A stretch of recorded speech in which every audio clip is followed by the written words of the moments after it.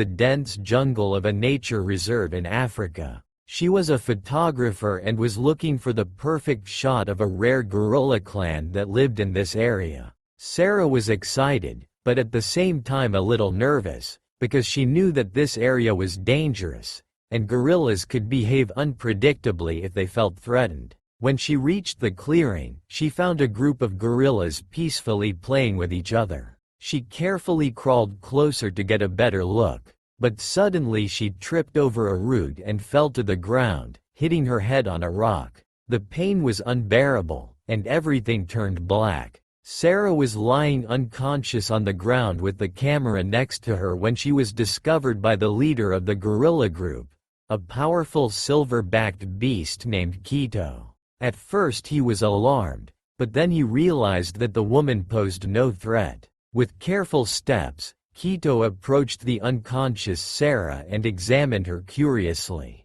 The big gorilla slowly bent down and gently lifted Sarah into his strong arms. He picked her up like a wounded child and carried her to a shady spot under a large tree, where he gently laid her down.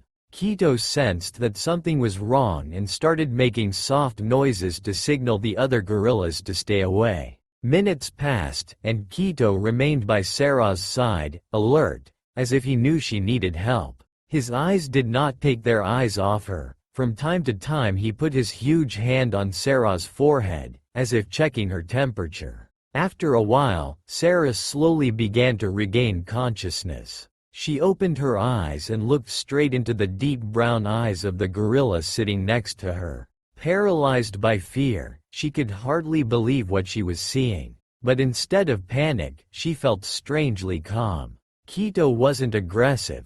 On the contrary, he seemed to be worried about her. When Sarah carefully stood up, Quito backed away a little, but continued to keep her under his gaze. She felt deeply grateful to this powerful animal, which had obviously protected her from further danger. She stood up slowly, still on shaky legs, and picked up the camera again. Before she left, she took another look at Quito, who was looking at her with a soft gaze. At that moment, Sarah realized that she had shared a unique experience with a being who had shown much more compassion and understanding than she could ever have imagined. With tears in her eyes, she turned around and went back to get help. But she will never forget what this gorilla has done for her.